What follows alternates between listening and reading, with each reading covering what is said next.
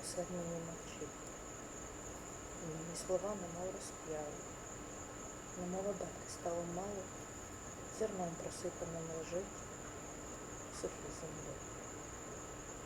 Збираю в жмені сію долу, вітер носиться по колу, зриває голосні і рими лишає в темряві німими. Так пусто й холодно в мені було ніколи. Так пусто й холодно в мені було завжди.